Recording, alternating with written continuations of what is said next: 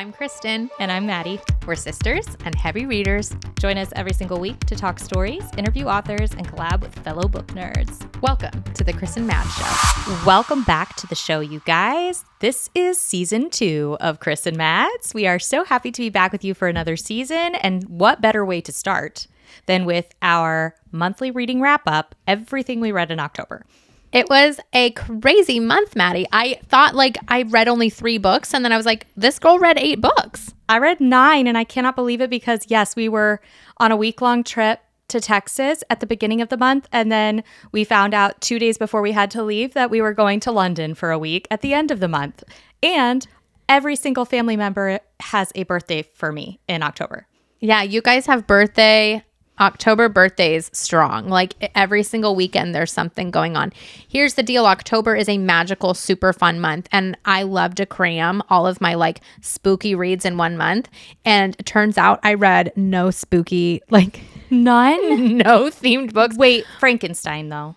Okay, yes. Frankenstein, because you and I designed that with our Patreon book club this month. So I think if you want, I'm down to start off with my month talking about Frankenstein because I feel like it was absolute crazy awesomeness. Yeah, I loved it too. But before we talk about Frankenstein, we just want to remind all of you that you make the show possible, and we're so grateful to you. We love you so much. If you're a fan of the show and you have not yet hit the follow button on Spotify or subscribe to the YouTube channel, please do. It helps us so much, helps us to get some great guests. We already have 3 pre-recorded episodes here for season 2 with you guys and with authors we couldn't wait to share with you, and that's all because of you guys. So thank you so much for your support, and if you haven't yet, do it now. Do it. Okay, so Frankenstein is written by Mary Shelley. This was written in the beginning of the 1800s, and it still slaps. Hundreds of years later, it is one of those books that I was nervous about liking because dark, scary vibes. Also, classics can be intimidating. Loved. Absolutely loved.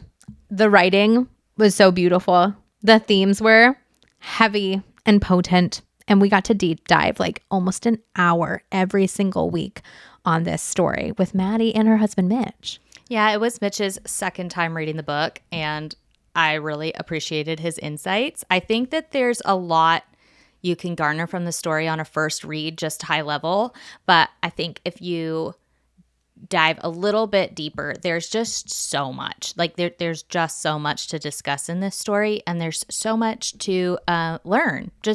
I've said it before, I'll say it again. I just can't pick up a history book and get into it. And I also have a very bad memory. I need to not actually put that into the world. I need to not believe that statement. But historically speaking, I felt like I had a bad memory when it came to dates and movements and situations and eras in history.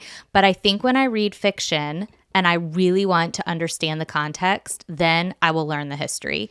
And so when we deep dove Frankenstein, we got really into the fact that this book really is a juxtaposition of the Enlightenment era and the Romantic era, and what the tenets of those 2 eras were. And so now I feel like I have such a more appreciation and understanding, not just for the ideologies of those 2 eras, but also I'm interested in the art of those eras. I'm interested in the other fiction written in those eras. I'm interested in what was going on politically, and it's really helping me enjoy the other stories that I've loved or that I'm interested in that also take place in or around those eras. So I felt that was a huge takeaway for me. But I also loved all of the other themes we explored. Yeah, I think that one of the things that made me really care about Frankenstein deeply is with our Patreon, where we always do reading in some form of watching, whether it's a TV show or adaptations that are movies. We started off by watching a documentary. Well, it's like a docudrama. It's like a docudrama, so it's not all accurate, but we watched the Mary Shelley film, and I think getting to know an author and what kind of world they were brought up in and, what their parents were like, the influences in their life, it made me read all of Frankenstein through that lens, and Mary Shelley having such an interesting life herself and parents who were written authors. I think it just blew my mind that an 18-year-old woman had written this book and that it was so important with what was going on in the world at that time. So, I mean, themes of loss, themes of just like family and what happens when you're going for something with such abandon, and like what you lose in that, and the motherly figures and what it is to be nurtured, and nature versus science. I mean, it was like literally a history lesson all month, and it was one that was not boring. Like Maddie's saying, where you pick up a book and you're just like, thanks for the facts. Like, I feel nothing emotionally. I felt so much. Very emotional reading this book. I think that there is a lot in the book to make you feel compassion. And I felt so much compassion for characters who were deeply flawed and occasionally evil, making very evil choices. Right. But I think that it was an interesting exploration, especially for the time, especially through the lens of romanticism, to look at the evil that humans are capable of, like the true evil compulsions of man's heart, and then juxtapose that with this deep pity and this deep compassion that you feel for the why behind what drives men's evil tendencies. And so I think it's just we're learning the more and more classics we read that the reason stories like this stand the test of time is that they kind of transcend the moment they're written in. Yes. And that they still matter. Yeah. They really do matter, especially in today's world. I watched the adaptation with Maddie in London. Yes. So we got to watch the new Frankenstein by Netflix, but it's being shown at like very limited cinemas since it will just be coming out to Netflix this month. Mm-hmm. And we got to meet up with a couple of our Patreon members who are like in the local area in London. So that felt so special. And then watching it, it was interesting to me, and we'll be deep diving this week on our Patreon. But it was so interesting seeing someone else's interpretation of the story and where they chose to take liberties and go a different direction. And, the things that were changed, it's interesting because I felt like I knew that was going to happen, because in today's world, the things that we romanticize and the things that we make popular, are different. So like there's a line that says, "Who hurt you?" And me and Maddie were like, it's 2025. Romantasy is going strong. Like, you know what I mean? Yeah. And so it was a very enjoyable film, but also so different. So I'm very, very happy that I actually read the book first and I got to go see the movie, knowing how Mary Shelley had like originally had this story, and just like kind of comparing and contrasting. I can't wait to do that episode with you. Yeah, I agree. There will be so much to talk about, but I do think it's fascinating, and I tip my hat off to the director who also wrote the screenplay, that even though it is adapted for the modern audience and liberties are taken, I think it still is such an homage and an honor to the story that it has so much depth that you can actually garner something so new and fresh from it. And so while the film really focuses a lot more on forgiveness and the will to live when you didn't have a choice, which none of us do. We don't get the choice to come into the world, and we don't have a lot of control sometimes over the position that we're put in the world. But this idea that when given life, you must live. Like that is your prime directive, and how will you live? And that's really more that is the direction that the film goes, and that you could definitely garner that from the book, but there's so many other things also in the book. And so it's just interesting. It's interesting when you're adapting for a new medium, that you kind of have to pick your lane, or you can choose several, but I think that the director, rightly so, chose a lane and decided to really focus his efforts in storytelling towards that message. And there's just different strengths in different mediums. I really enjoyed seeing it adapted, though. It's a visually stunning spectacle, like just gorgeous. And the more I learn about how they made the movie, the more impressed I am. But that was Frankenstein, and it was perfect in October. I loved reading it with the Patreon family.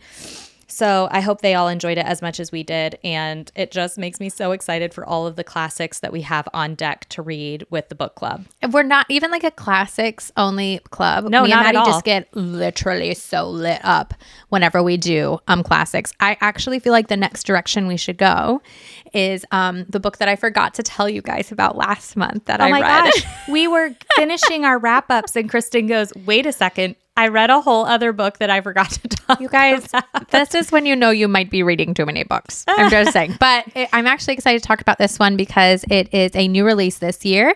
It is The Compound by Aisling Rawle. And this is a debut novel. Our author is a teacher. I don't know what it is about me that just like gets very fascinated reading books through the lens of who the author, what I know of the author and getting to know them a little bit. And I think me and this author would be good friends because Aisling has based this book, The Compound, very strongly off of Lord of the Flies, which is an absolute classic, so iconic, actually scarred me as a child. I feel like I have like trauma bonding with that book. And I also watch Love Island because I am but a girl. And those are like literally like the basis of this book. So The Compound is going to be like, if you've seen Love Island, it's a group of guys and girls and they go off to a remote area where like they don't have any interaction with the outside world. There's no like phone calls and texts with family. But what was very interesting about this book though, that I didn't know going in, is it's also dystopian. So you don't really know what's going on in the outside world. You just know that it is not like the world is today. And instead of it being Love Island where it's just romance and people changing partners and like trying to win the show by being the last people there, in The Compound, it's way more Lord of the Flies horrific, where, everybody's like having a good time. Yay, we made it to the compound. We're so lucky to be here. We know we're being filmed and this is a show and everybody on the outside world is watching. But it gets really intense. Like the stakes get higher and higher and higher. This book I rated, let's go to my spreadsheet that Maddie created. That is everything to me. I rated this 4 stars. Okay. Now here's why. I think that the themes are actually incredibly good. And even though you know the theme kind of right off the bat, okay, like you're going to get it right away. Okay, this is what this author is exploring. It's just revealed in a very, very unique way. And I really I cannot believe this is her debut novel. Like hats off to her. It was awesome. I also just think it is a great concept, which keeps the pacing going like a thriller. It really is like a thriller. And I don't know if you guys like weird books, like weird girl books, but like Bunny and like that sorority mentality, like that takes place in here with like a hierarchy. And I think it's an interesting book for anybody who wants kind of like a thriller, very unique and entertaining book. I don't think it's like life-changing, but entertainment value was incredibly high. So that was The Compound that I did in fact read in September. I'm so glad that we finally got to talk about that book. Good job, sis. I mean, it was good. I think a lot of readers are going to like it. Yeah. I don't know if it's for you. I feel like if you're in the mood for a thriller, I actually think it might be a nice change of pace. I mean, this is like a female author. I know a lot of our thrillers are male written that we've read. I feel like you've done more thrillers than me this year, and I think I'm just more intrigued by like The Hunting Party by Lucy Foley or something that you've told me about. Yes. So gosh, I've read like a lot. Yeah, you've read a lot of thrillers. I'm like loving this genre unlock for you. Yeah, I just can't read too many of them back to back because I did in fact do that this month. And then they like kind of start to blend together. So well, I'll help you out with the one we both read. Kristen and I both read the techno thriller by Nicholas Binge called Dissolution. I read it first because it came up on my TBR wheel. And I was so excited because earlier this year I discovered Nick Binge when I read his book Ascension, and I loved it. So I was very excited to read his next one. He's so prolific, guys. Like, he's a good author to fall in love with because you will be fed. That man writes so fast, and he's releasing books as fast as his publisher can get them out. Like, I think not even fast enough. I think he has like 3 books with the publisher right now, and as soon as they can get them onto shelves, like, we will have them. So anyways, that's a side note, but we did get to interview him for you guys, and that episode will be coming here in season 2. We're so excited to share that with you. But let's get into Dissolution. Dissolution is a unique techno thriller because the main characters are elderly, which was so fun for me to read. I just loved it. So the main character, Maggie, is in her 80s. Her husband is sadly suffering with dementia and is in a home. And she's just kind of been slowly losing him over years. So I'll just give you with no spoilers at all. Like this is where Stanley. Oh, Stanley and Maggie. I'm sorry. After Thursday Murder Club, I'm like, how many books can I read with 80-year-olds, please? They're like my favorite main characters. Please. Yes. So, and Maggie's a little like firecracker. Like just like an absolutely no bullshit kind of character, which is so refreshing. Anyways, so you start the book and Maggie is across the table from a man she does not know or recognize, much younger than her. And she wakes up. She has no memory of how she got here, who this person is. And the man across from her is just like, I need you to tell me everything you know. Stanley's in danger. And the only way we can protect him, like, you need to tell me everything you know right now. And she's like, I don't eat. What do you mean? He's like, just tell me everything you remember. She's like, I don't even remember how I got here. I don't even remember who you are. And he's like, that doesn't matter. If you care about Stanley at all and you want to keep him safe, you need to tell me everything you remember. And quickly, which stresses me out in books when they're like, quickly, we're running out of time. Your husband's in danger. You need to. I was like, what? So then the book, Maggie starts telling him what she remembers, and you get a dual timeline where you're in real time with Maggie recalling her memories, but you're also flashing back to Stanley at school. So you kind of get this he's at school in the like 1950s, I think. Yep, it is the 50s. You get this kind of like somewhat historic fiction but almost dark academia vibe with Stanley because he's at a boarding school in the 50s. And then you're also getting this like present day weird techie, almost like high-tech espionage type setting in the present. So you get a lot of fun setting to play with. You get really interesting characters. It's definitely the type of thriller that keeps you guessing the entire time. You're just like, what is going on? Who's the villain? Like, who are we running from? How do we save Stanley? Like, why is he in danger? All of these things. And so you're really, really gripped from the beginning. I think Nick is great at that. Like, there is no preamble. You are just hooketh immediately.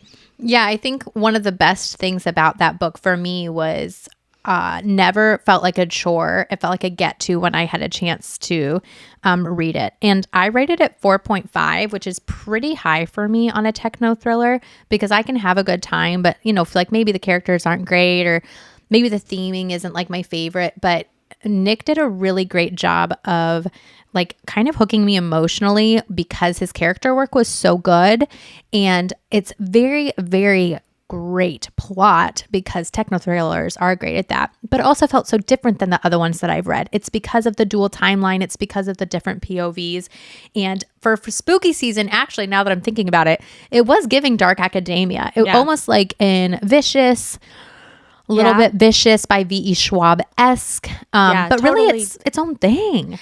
Just flavor-wise. I wouldn't say there's a lot of similarities between the two, but flavor-wise, it did get that. And a little bit of that just, I don't know if you guys love this, but kind of like when you get together and you're just like insane by ambition and scientific passion, which is also very Frankenstein.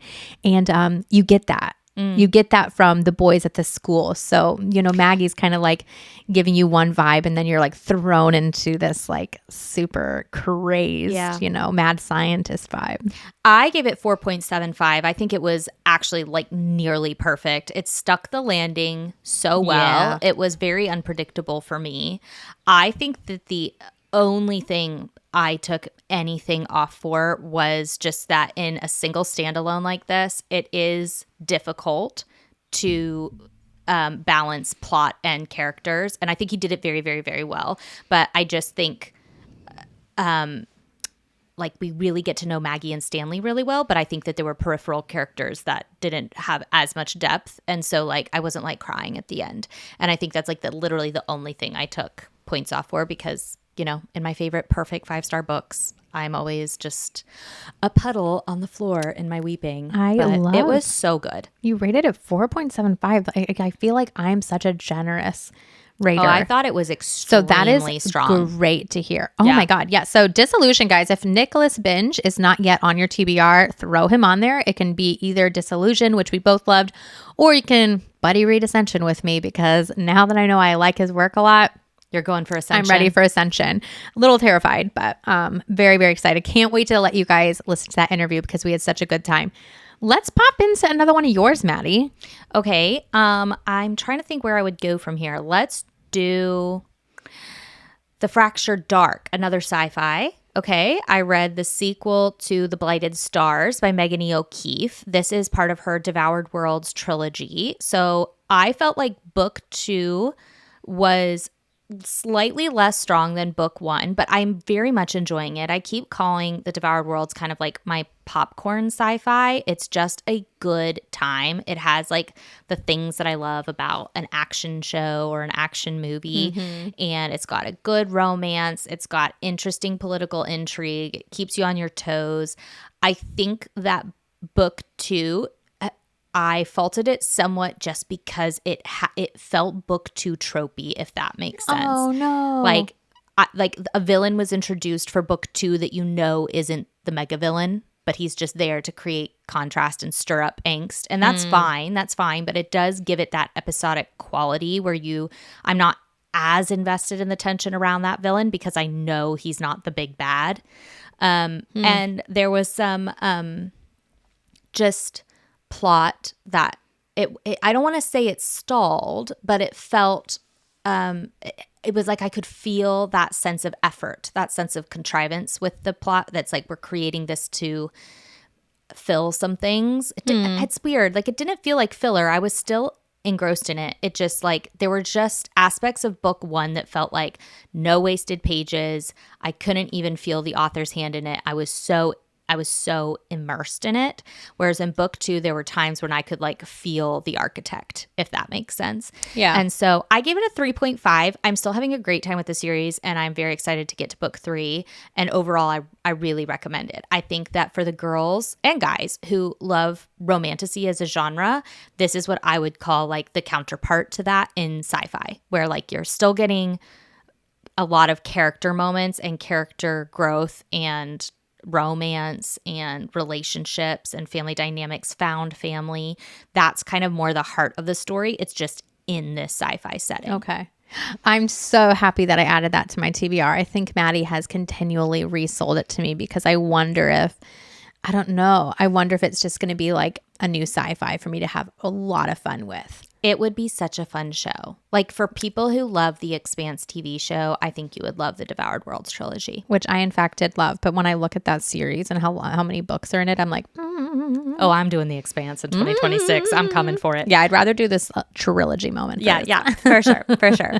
Okay, well, I also finished up a series. So Okay. I started last month with the Infernal Devices. So Clockwork Angel is the first one. And then this month I did Clockwork Prince, which is book 2, and Clockwork Princess, which is book 3. All I need to know is that it improved on further reading. Oh my gosh, yes. So book 1, I think, just didn't quite land for me. And this is a funny one. If you don't know about Cassandra Clare's like world here, okay, this is like a trilogy within a bunch of books in the same world. So there's like crossover. And I think I just felt really tossed into like a magic system with creatures that I was not yet familiarized with. And I kind of felt like I was missing something. So it could be that I'm just reading this trilogy on its own, which you can do. But once I got into books 2 and book 3, I think I started to, first of all, actually get to know my characters, which means a lot to me. Also, the plot picked up a lot. Yeah. And by the end of the trilogy, I just feel like I could tie a perfect little silver bow around it to go with all of my little mechanical creatures. And I can't wait to put this in the hands of my teenagers when they're a little bit older. I think that the setting, it feels very like, I don't know, kind of felt like almost Victorian. Yes, no, but what was I thinking of? It's Sherlock Holmes. Think Sherlock Holmes. It's like, it's the clothing and it's like industrial revolutionary-esque, but that's magical. And so I had a lot of fun. However, this is not like a perfect series for me. I'm going to be completely honest with you. Clockwork Angel, I gave 3.5 4.5, but then we went up and I was able to give Clockwork Prince 3.75, and then I did give Clockwork Princess, which was nearly perfect, 4.5. I knew it. So I do think that like this is not a 5-star series for me, but I would on average say it's a 4-star series. If you read all 3 back to back, this trilogy is a very good time, and it doesn't feel like anything else that I've read. It gets which better is and better. So great. Yeah. So the epilogue. Yeah. Whoa. Emotionally, by the end, I like my emotional impact is actually what I think really changed as the books went on. So it's like my personal enjoyment went up, but emotionally, it's just really fantastic. I've never, ever read a love triangle this complex. I told you. When I tell you, you can't pick favorites. No, you really can't. And you keep being like, so somebody has to die in order for me to be okay for them to be with the other one. And then like you like can't decide who you would rather die. And you're like, well, neither. Could they just find a way to like be together as a throuple? Like Dude, in my brain. Totally thought that. But I tried to tell you this, and now I feel like we're doing a disservice to the audience, because when I told you like literally that same pitch, you were reading all of Clockwork Angel going, I don't feel love triangle. Not even at all. Like there's nothing. No, momentum. It doesn't really hit till book 2, guys. And you know what? Sometimes I think it's your expectation. So I went into book 1 thinking this is going to be a 5-star trilogy, and book 1 just didn't give that. So I think when you go in with too high of expectations, that's why I want to tell you guys it's a 4-star great time series, but you do need to read them back to back to back, because book 1 may not initially have you like super uber excited. You just need to say, I'm going in because I know the best is yet to come, and just kind of have that mindset going into the Infernal Devices. Yeah, that's fair. That's fair. Okay, I kind of want to talk about 2 books like in tandem, because in my mind, they feel very similar. Are you talking about 2 books that you read? Yeah.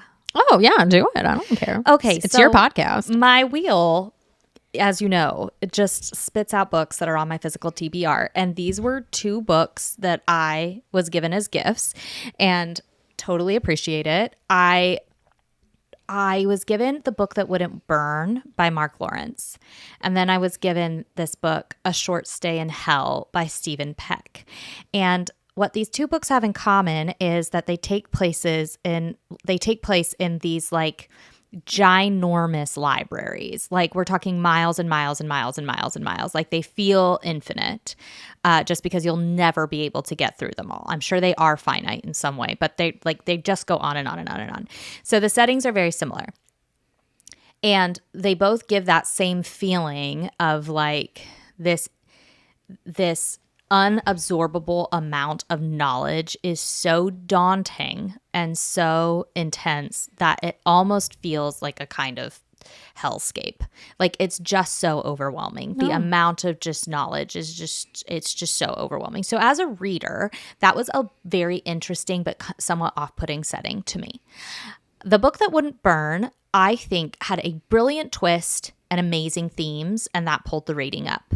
I really appreciated the themes. I appreciated the concept. To me, what didn't work about The Book That Wouldn't Burn is that given our normal devices, character setting, plot, it just technically fell short for me. It just wasn't a great execution.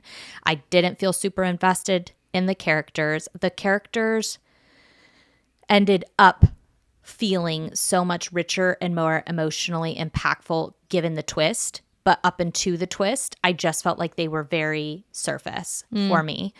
And because the setting is so bizarre, I just couldn't get grounded in anything in the story. I couldn't get grounded in the setting. I couldn't get grounded in the characters. Nothing felt relatable to me. It felt very it was very creative and very imaginative, but it was just too disconnected from reality to me. And then the plot was unfolding.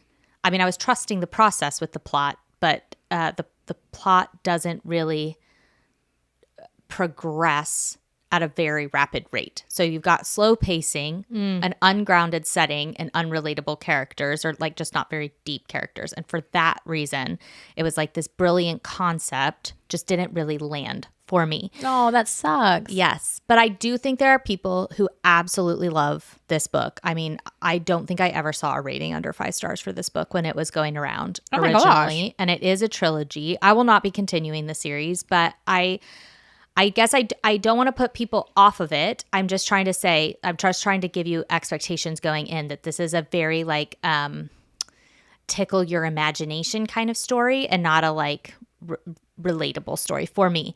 That said, like I said, the twist is quite brilliant. The themes are so good. And so I do think if you put in the effort with it, it has good payoff. And so for that reason, I gave it 3 stars. It just didn't blow me away, and I did go in with very high expectations. As for A Short Stay in Hell is an extremely short book, and it is more a hypothetical existential book about hell and what it's like a thought experiment about what actually constitutes hell if it's not a burning lake of lava. Oh. And so in this book, hell is a library, and that's like the farthest thing from hell. But in this library, all of the books are written in gibberish. You can't read them. Oh. Every stack looks the same as the one before. It goes on and on and on, up, down, and side to side. You cannot ever reach the end. You can't feel progress. Oh my goodness. You can't die. It never ends. And every day you just wake up and it's the same pursuit of trying to find the story of your life in this library where none of the books are readable. Oh no. And you're stuck there with the same people. So it just kind of, it's an interesting hypothetical. It was well written. It was tight. I was intrigued, but there wasn't enough of it for me to feel like I had any kind of satisfaction or completion or progress with the plot. And thematically, I think it was this a simple but powerful theme about how death or the end of things is what gives our lives like context and purpose and meaning. And so it's a valuable theme. I love that. But yeah, it's written more like towards the in hell because there's no end of things. That is what makes it hell. It's just this never-ending thing where you can't find your point in place. You can't create context. You can't create meaning. So it just all feels very, very, very meaningless. Even love, even connection feels very meaningless when there's no beginning, middle, or end to it. Interesting. It was very interesting. So I gave it points for that. Like I think it's a worthwhile pice of art. Like what I did think you it's overall? Interesting creatively. I gave it 2.75. Oh dang. Just because No, it's okay. You told me why. Yeah, it's an interesting piece of art. I'm glad I engaged with it. It just like the things that I look for in a story, it wasn't giving. It wasn't that. So I think there's some of it is on my part that I went into it expecting it to be something that it's absolutely not. Yeah, expectations are crazy going into books. It's almost like we need to check them. Like do a little like book meditation before you start a new book and to say, you know, I'm willing to receive anything I need to receive from it. And not every book needs to be 5 stars. I almost feel like 5 stars are like mountain peak moments, right? Yeah. But if every book is a mountain peak, then we're just on a level plane. Anything. Exactly. Yes. Exactly. So I really do think that variety actually serves us. I 100% agree. It really serves us. I've also been thinking about this a lot after using my spreadsheet for a year, that this rating rubric that I created, the 6 categories, character, setting, plot, themes, emotional impact, and enjoyment, absolutely are shaped by what I'm looking for in a story. So I'm rating a story on those things. Now, I think that there are stories that are not designed around those pillars. So if you're putting out a piece of art that its only objective is to get your reader thinking or to propose an idea wrapped in an interesting way, then you would create a whole different rubric if you are engaging mostly in work like that. You would be rating it on originality, on interesting source material, on delivery, on lasting power, you know, sparking of conversation. And so, you know, if I was rating this book on those things, its rating would be a lot higher. Yes. You know what? That will bring me into my next book because I feel like you cannot use Maddie's rating system to do like, it's like a memoir self-help situation, right? So I read Unreasonable Hospitality by Will Guidara. And this is like unlike any book I've ever picked up. And the only reason I picked it up is because our younger sister, Grace, said that she read it twice and was on her third reread. Dang. And she said, Kristen, like you need to read this book. So Unreasonable Hospitality, Will is actually giving the story of what it has been like for him to be in the hospitality business with food and restaurants and creating a Michelin star restaurant. And so for one side of my brain, I think I liked this book because it was so different. I never watched that show, The Bear, which I guess he participated in. I think he's like the director or something. Yeah. Which is all like, it's a drama like about the behind the scenes in Michelin star like restaurants. But in this book, it's way more about what is hospitality and how can we be good at it and what makes it good and working with a team and how people feel in your space. And I absolutely could gain information and ideas and inspiration from his work. Because in what Maddie and I do, we are hosts of a kind. We just host like on an online space like this. And then sometimes when we go on trips, we're hosting on trips or we'll host, meetups with our Patreon members. But we are literally inviting you into Maddie's and my home when we create. And it's so fun to imagine that you guys coming in can feel something from us and deciding how I want people to feel when they hear my voice or they hear us tell stories and hear our opinions. And so I thought it was a very good, smart book. I don't think it was always easy to listen to because some parts kind of lost me a little bit, but I got what I wanted from it. I thought it was great. So when I look at rating this book, I'm rating this book 4 stars because I think for what it is good. It was not like spiritually transcendent for me, but gosh, were my gears spinning. Yeah. It was really good. Speaking of Unreasonable Hospitality, and this will probably take us into another book that you read and loved this month, but when we met Loretta Rothschild, who wrote the book Finding Grace, we met her in London to interview her. And for those of you who don't know, Loretta is known for these red wool socks that she wears every single day. She's obsessed with them. She's not sponsored by them. She just loves the company that she found these alpaca red socks from 10 years ago, and she has literally only worn red socks since. And so it's kind of like a trademark signature of hers. If you watch any of her social media content, she's always wearing her red socks. Which you should. Follow Loretta Rothschild. She's incredible. You'll thank us later. Yes. So anyways, we go to meet her for her interview. We invite her to our space to interview her, and she shows up with red socks, a pair for each of us. Oh. I am wearing them today in this episode, and I can confirm they are so freaking comfortable. I'm cleaning mine right now. Oh, they're amazing. I wore them too much. But that would be like an example of just unreasonable hospitality. It's just something that you can give in any given moment to enrich the other person's experience and time with you. And I don't think it always has to be an object. I think it can be something intangible. But it's just a way that you go out of your way to enrich the experience and the time people spend with you in your energy. And I think it goes a long way. I think it goes a really long way. Well, you know what? We should talk about an example of how I put this into play recently, okay? Because I'm like really into this right now. So me and Maddie are heading to London and we're there for an event, but also if we're going to be in London, we're reaching out to all of our author friends there and seeing who's available for just hanging out or doing podcasts. And Maddie and I were on our way to the airport booking a place to sleep. Like literally. That's how last minute this trip was. We are flying without a place to sleep. Yes. Like, are we under a bridge? We don't know. And so we're looking for a place to stay and we're thinking of options. Maddie's like, okay, these hotels we could stay at. And we could rent these co-working places where you can rent a space and that's where we can do our podcast. And we're thinking. And I was like, Maddie, in my ideal world, people would come to do interviews with us for our podcast and it would feel like coming into our home. And our home is a safe, cozy, comfortable place.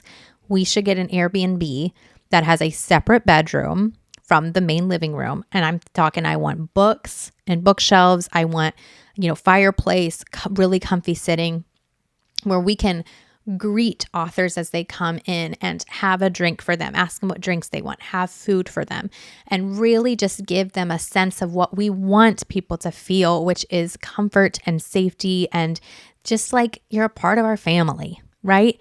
And so Maddie's like, oh yeah, let's do it. And we found a place with the fireplace, like all the things I described. And I felt like when people came in, I'm sure they would have absolutely been fine going to a co-working space. Sure. A white sterile room that's very clean and crisp, and that's a beautiful look. But Maddie and I really want our audience and our guests to feel like welcome to our home. And so I think that book, I would suggest to anybody who is interested in maybe leveling up or getting a little bit more creative in their day-to-day life, with just kind of creating a space that you want people to come into with you. Well, and getting your energy in that space too. Just like having a hospitable energy about you. Because when people are spending their time with you, they're spending their most precious resource with you. Yeah, 100%. So thank you for that rec, Grace. Good job, We need to get her on the channel ASAP because that girl will be reading. Yeah, let us know in the comments if we need to get Grace on ASAP for season 2 because Grace has some great recs out of nowhere. So did we talk about Finding Grace now? Yeah, so Maddie there was read so Finding much Grace. Full circle there because it's called Finding Grace, which is her sister's name. Oh my gosh, you guys. So Maddie read it. Was it last month you read it or the month before that the wheel gave you Finding Grace? It was in a previous month. Yeah, it was a couple months ago. So I loved it. Maddie loved it, and then I was gifted it for my birthday. So I'm guessing you got it in August because then I read it and got it in September for my birthday. One of our lovely followers sent it to me. And as soon as Maddie was like, Loretta is going to be in England, we could get together with her, I said, got it. So I grabbed the book and am obsessed. I knew that you with would this be. story. I knew that you would be. Is it your favorite romantic book? It is quite possibly because I'm thinking of the ones that have it up there with it, and quite possible. I think it might be one of my favorite love stories that's not a classic. Yes. You guys, this book, and I won't spoil it, but it feels like one of our favorite 90s rom-coms from back in the day that we watched on the screen. So it feels like that, but also in chapter 1, you're going to get a twist that is literally going to break your brain. I was listening to this book. I listened to the moment and I said, what the and I immediately rewinded. I'm like, I must have missed something. It must have clicked into another book on accident. Didn't miss anything. No, I listened to it again and I said, oh my, I rolled it back again. It took me 3 times to believe what I just heard. And I was engaged with this book. You have to go in blind. You just have to. Don't read the back jacket. Please don't read the back jacket. Nope. Go in blind and just read the first chapter. Oh, let yourself feel something, guys. That is, I think, exactly how I would describe this book. That this is one of those books where I feel like I was interacting with the book in real time. Yeah. I was so in the mind of our main narrator, and what a way to do a book. The way Loretta chose to show you her story is through a lens that is so unique, and it gives you this like crazy perspective into this life. Yeah. It's just what a work of art. It's like if I could have seen it in an art gallery, if this book was like a piece of art that's not a book. Okay. I feel like I would walk by it and say, and then I'd walk back around the room just to go back to it and be like, Yeah. And I'd come back, I'd be like, can I buy this shit? Like, this is good art. I love this. So Loretta, I'm so excited because she's writing us more books. Yeah, she is. I cannot wait for you guys to hear the interview with her. But yeah, Loretta she's just the type of person who's writing a story that is going to feel nostalgic to you. It is going to feel familiar. And I mean familiar in the ways that like the romantic dramas of the 90s and early 2000s felt to you. And you'll know where the story is going. You really will. Like it's going a familiar place. It's not doing anything like crazy unique in terms of plot. But the way that it's told and the characters in this story will stick with you. Oh my gosh. So good. Special. So what did you rate it? So that one was an easy 5 stars, ladies and gentlemen. 5 stars. 5 stars. And it's a contemporary romance. Yeah, it's very good though. Come on. Do better. Contemporary romance. I'm obsessed with this. Yeah, well, you're just like, this is the only one in a long time you've rated 5 stars. Well, this one and The Dead Romantics by Ashley Poston also has a very similar, they're very different, but I mean, I feel very lucky, blessed, honored to have read so many good contemporary romances this year, being 3. Yeah, you had, I Kristen DNF'd got a other ones. special edition of The Dead Romantics when we were in London, and it is actually tempting me to read it now. I'm just going to be honest. It's just the U.S. paperback cover of The Dead Romantics that has me completely turned off to it. That is not the case with Finding Grace, in which I literally am obsessed with both the UK and US covers. If I had to pick, I'd choose the US cover, but I'm so obsessed with both that I did buy the UK cover in London. Yeah, me and Maddie are disgusting. We're literally carrying 1,000 pounds of books through the airport, like regretting every choice. Already own. Because it's so important to us to like, yes, we could have ordered them online, like say less, but like it's something about going into these bookstores in London and being like, I'm buying the UK edition in the UK, and like we just met her. This feels spiritual. It did feel spiritual. Loretta may be the 4th sister. Dude, obsessed. In our family. I knew I would be, but obsessed. Okay. I want her to have my kids as her nieces and nephews. Oh. I like her so much. Wow. Okay, let's stop being weird. I'm getting awkward. Your turn. Okay, let's talk about The Will of the Many, which was a reread for me. I have reread The Will of the Many in anticipation for The Strength of the Few, which comes out this week in the US. And so we are going to put up a video doing a full very spoilery recap for anyone who did not have time to reread The Will of the Many before going into The Strength of the Few. Hopefully that will be helpful to you guys. It will be. You did the Lord's work, Maddie. I was taking notes. My book is marked to all hell. Please hold. Great. Oh my gosh. I have never seen such a lovely tattered book in my life. Oh my gosh. I just marked the hell out of my hardback. It looks like a horror film. A big thing to lug around London with me, but you're nothing but committed. All I have to say is it was 5 stars the first time and it is 5 stars the second time, and my appreciation for this book on the reread was intense. I just have to say, James Islington, he does not waste any pages in this novel. It is so jam-packed with great action and pacing that actually moves the story forward, that introduces characters. He's got so many layers going on. I think he's playing not only with an interesting setting and interesting characters from a like personal aspect of like what has this society done to the youth, but he's also playing with political machinations and competition between, he's got this world built on 3 legs of governance between religion, governance, and military, and to explore how those 3 factions share power but are also basically completely built on the strength of the few, to just be cheesy and use the title there. Woohoo. Yeah, the magic system is so well delivered and well articulated and well designed. The plot just is so intricate but so fast, and I just think it's really clearly told. I think that if there's anything that people have an issue with in this book, and there you can find plenty of reviews of people who have issues with this book, it's that they feel like the main character is too competent. I personally love this in this fantasy story. I love that it's explained and it's earned why he is as competent as he is. And I feel like it makes sense for a wider, greater, more epic fantasy series that we're going to get, where the reluctance of the main character or the inability of the main character is not what is stalling the action. It's more just that I think that the scope of the story is going to be quite grand. I think there's a lot going on. And so we just don't need to take all of this time developing the competence of the main character. He's just already competent, and it's time for him to get to work in a problem that's going to be massively complicated and is going to require a team and other well-developed characters. And I think we have them in this story. So I'm so excited for book 2, like so excited now.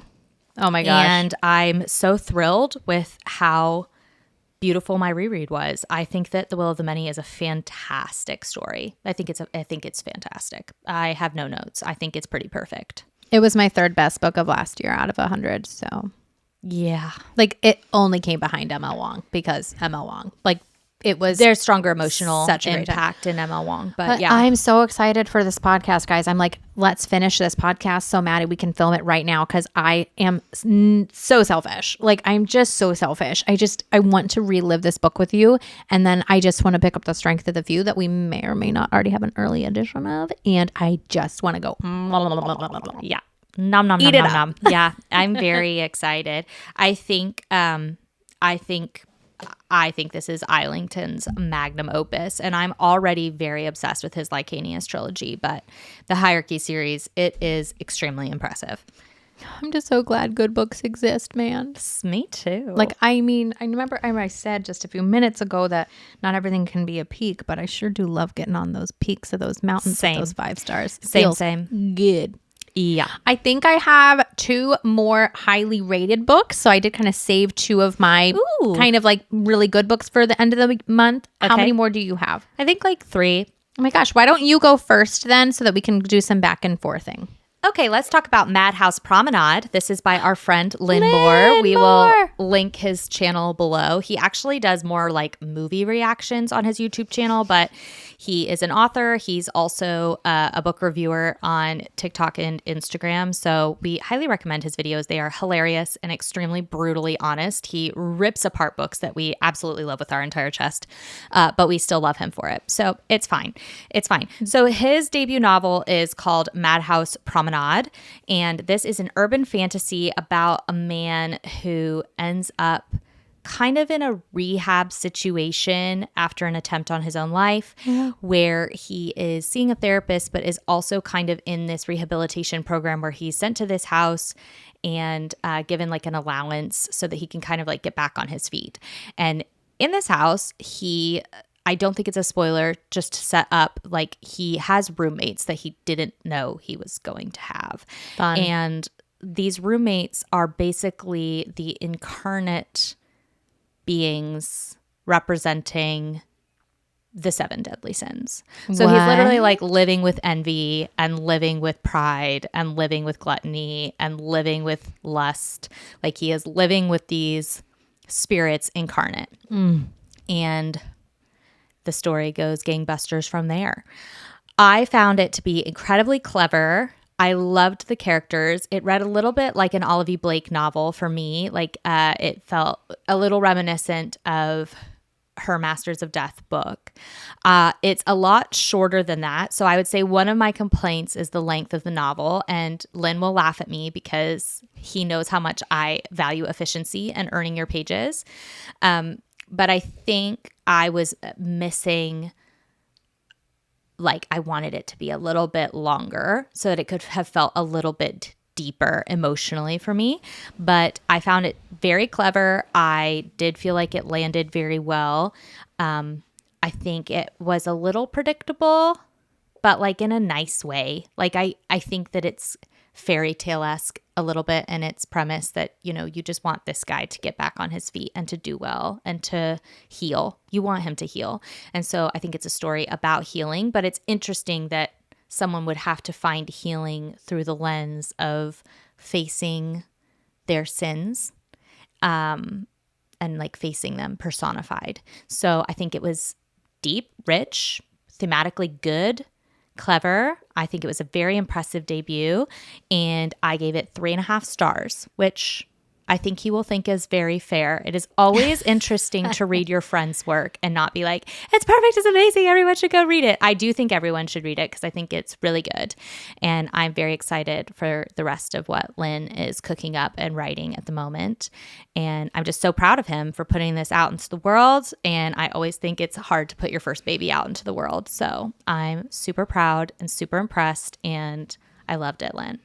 Good for you, Lynn. I don't know if I can read any books written by friends. Like, if you wrote a book, I'd be like, can't read it. You're just never going to read a book No, if I write can't it. because I just know I'm going to be like, it's 5 stars because I love you with my whole heart. Like, I'll never be able to be like objective. He asked for honest feedback. He wanted the honest feedback. What an adult. Yes. Even if he said that, I'd be like, 5 stars are so beautiful. I love you. I think Lynn is one of those people that like doesn't want to have peaked at 30. I think he's like, I don't want my first book to be my best book. Like, I want to learn. I think he loves the craft. And I think that he believes that the way you get better is just by doing it a lot and taking feedback and reworking it and keeping on going. And so, wow, what a smart and wise man. I also think that's why he self-published, because I think he was like, even if my first book isn't enough to query and get traditionally published with a large budget, like there's still feedback to be gained from my first book going out into the world. Like I think he was like there for that process. So he self-published. I love that for him. Yeah. I love that for him. Very cool. Very cool. All right, let me talk to you guys about Upgrade by Blake Crouch. I just always have to sing that song whenever you call this book. Baby, let me upgrade you. Except I know no more of it. And it's always like, and I things and upgrade you. Okay, anywho, boo. This is my 6th Blake Crouch book. And I started reading Blake Crouch beginning of 2024. So it's been like a lot. I really appreciate what this man does in books, because even though they are techno thrillers and they always have some like mad, wild science to them, which is fun. So fun. Again, back to your tickling the brain, which is weird that you used the word tickle earlier, because we hate being tickled with our whole hearts. Something about your brain being tickled is different than your body being My tickled. short stay in hell would be a tickle factory. In case you were wondering, whenever people are like, they act like it's funny tickle, I'm like, stop it. You're I so will eat right. you. Or like I think a very specific tickle would be hell for me. Like, do you know that tickle that's like on the edge of your nose and you cannot get it? That specific tickle would be hell for me. No, my tickle is like, it's like right by your pelvis, that little indentation area, or like under the pitties. I just think I hate it. Anyways, let's not talk about our tickle non-fetish because we hate it so much. But Upgrade was really good. I don't know how to segue. Tickling to Upgrade. So in this book, no spoilers ever. Just know that it's good, and I do not think it is not as good as Dark Matter and Recursion, of which I loved. This is a standalone, so unlike... You totally lost me there. You're saying it's as good as those two. Yeah, like I can't even compare them. Like they're just good. Blake Crouch, I don't know what he eats for breakfast, but I think I should look into it. So what is the non-spoiler premise? So in Upgrade, our main character worked with his mother, who is a brilliant scientist of her time, and they are trying to solve world hunger, because at this point in the world, basically thousands and thousands and thousands and millions of people are dying of starvation, of malnourishment. Dystopian. Yes, so this is dystopian, but his mother is a very brilliant scientist, and she is basically changing some of like our farming and like how plants are growing to become like more abundant, more nutritious, grow faster, all that kind of stuff to hopefully save the food crisis. Unfortunately, what his mom did accidentally killed. What? I think it was millions of people died. And now he was just working with his mom, not necessarily on the science. Oh my God. And then his mom drove herself off a cliff. Jesus. So this book starts and he is married to the name of his mother, which has a lot of repercussions. And he has his own life. And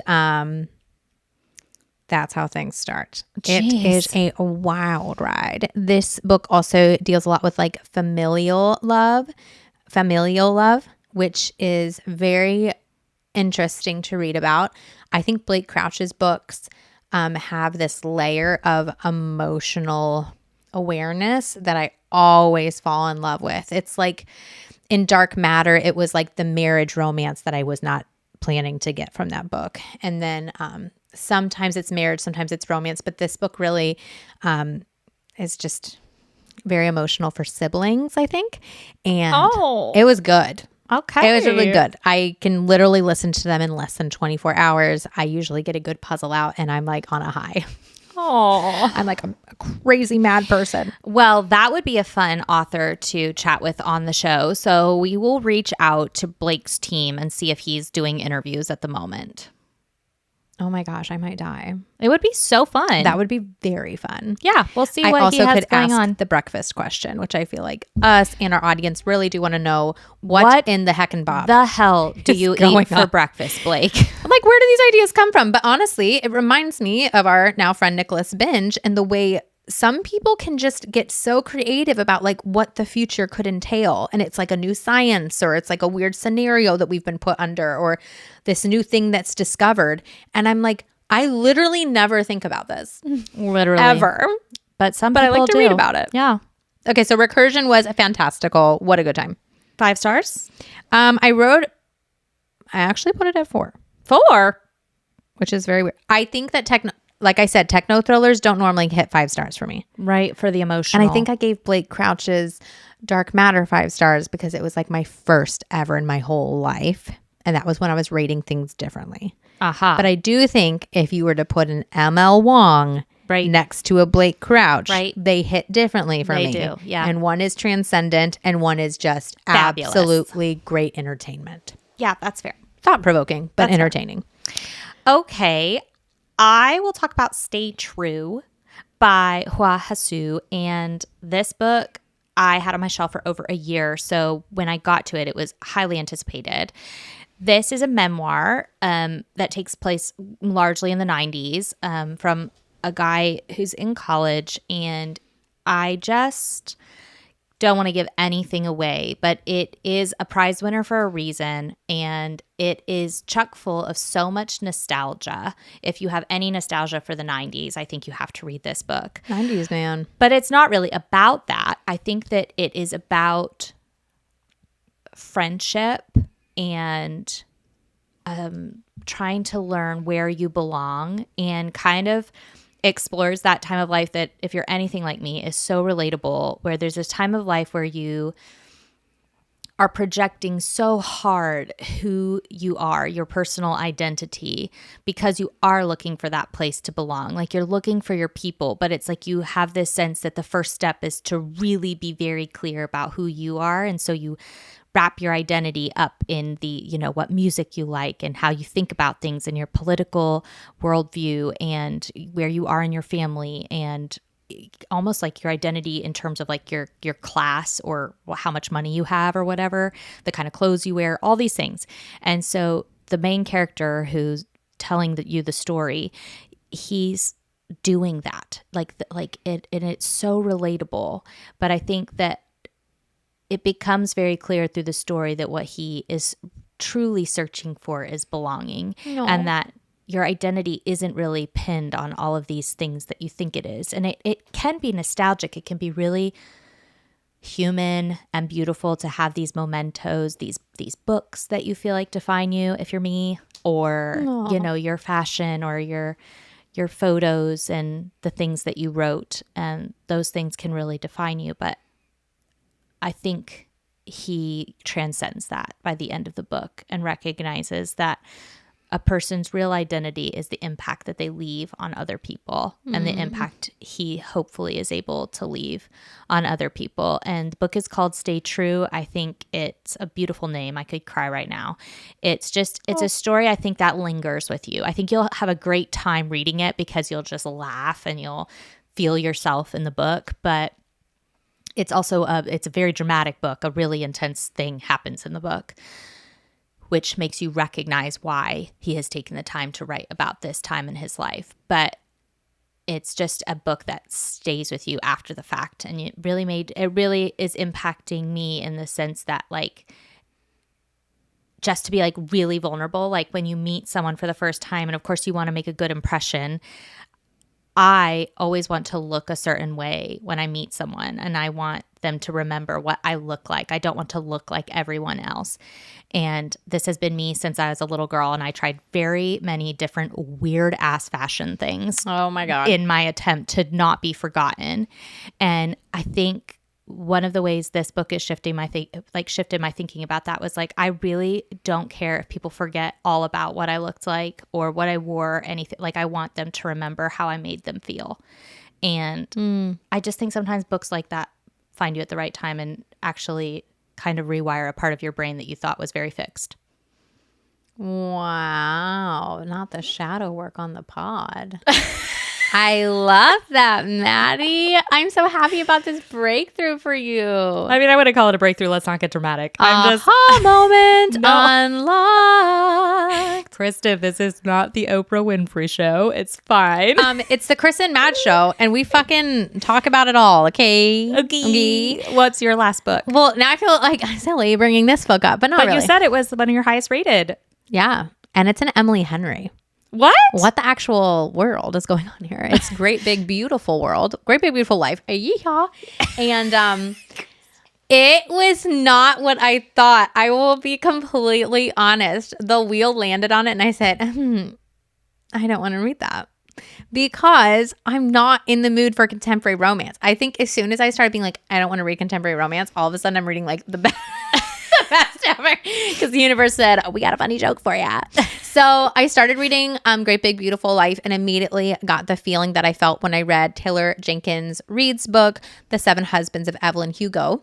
In this book, an author has found a famous but hidden for years person that they would like to write a memoir of. This person has not had a memoir done of them, and she was raised with her parents really idolizing this famous person, and she's just been fascinated by her life. So she finds her. She does like the journalism work of finding this person, gets in touch with them, and basically inserts herself. And it's like, I want to write your memoir. Well, it turns out when she travels to where this person has been hiding out and living their life quietly, she's like an elderly woman. Again, I freaking love that. Any book that has like wise old people in it. She finds out that she's not the only one who's up for the audition to write this memoir. There also is, of course, a handsome, broody boy who is meeting with her half the time to get her memoir. And after 1 month's time, the famous woman will decide who she wants to write her memoir. So there's like some competition, there's some bantering, but it's in this like beautiful little seaside town. So the setting is impeccable. Not a hot rival. It's good. It's really good. But actually my favorite parts, because the love part was like great and fun, but I found myself actually just loving any time they would sit down with her and get their story, because you're going back decades and decades and you're finding out where things went wrong or what things were seen in the press but what was actually happening in the background. And so if you liked The Seven Husbands of Evelyn Hugo, or if you like a story where it's like, let me take you back, right? Like, let me take you back to my life. I love those stories because it almost gives historic fiction. Right. So it was very genre blending. I'm really proud of Emily Henry because I've read, I think, all but one of her books that I'm pretty sure I've read like a lot of her books, and they're good and they do stand out in their genre. Some are better than others, but this felt like she was like, I'm going to try something completely new. Yeah. Like it felt like a breakout project for her. And so I'm just glad I got to experience it and have a good time with it. I rated it 4.75. Get it? Like, what is going on? What is happening? Did you like Happy Place more? I liked this one more than Happy Place. What?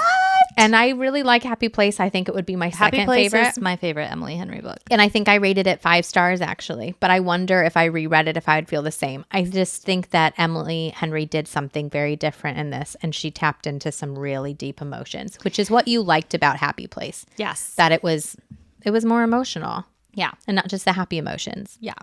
So I don't know, guys. Like, if you didn't like it, don't speak up in the comments. I do not care. I don't want you to take this for me. I just hope that me talking about it will open up some of you guys that maybe weren't thinking about it, because you're like me and you're like a little bit like this about contemporary romance right now. Like, I don't know. It's just not really the genre. I have heard it does read a lot more lit fic than contemporary romance, or like a blend of the two. And I think Emily Henry actually is, in fact, a good writer. Well, yeah. I think that genre just doesn't hit for me very often. So it's just nice to have good writing, but also to see something new, a little new flavor. I do like The Seven Husbands of Evelyn Hugo more.